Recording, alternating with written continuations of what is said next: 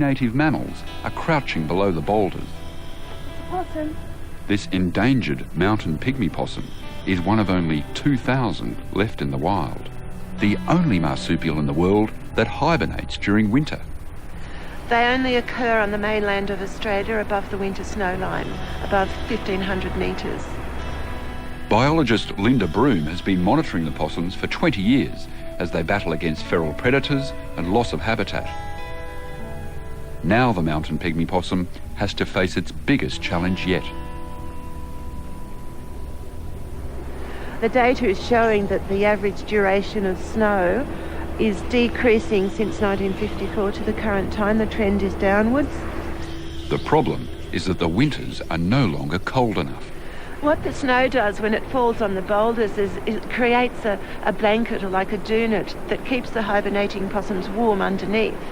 And if that melts too frequently during the winter or melts early in spring, the possums lose their insulating environment and they wake up and use up their body fat. With nothing to eat, they can't make it through the winter.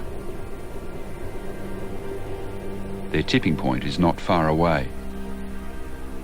With a 1 degree rise in annual average temperature, the models predict that the snow line will creep almost to the top of the mountain. In one of the coldest places in Australia, there's a cruel irony in global warming. It leaves this possum shivering to death.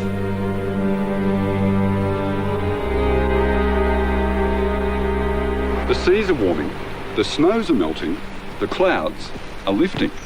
In fact, right here on the very edge of Mount Lewis, they may vanish forever. And if we're seeing these kinds of changes happening in Australia, then what on earth is happening on a global scale? Well, it's totally scary, actually.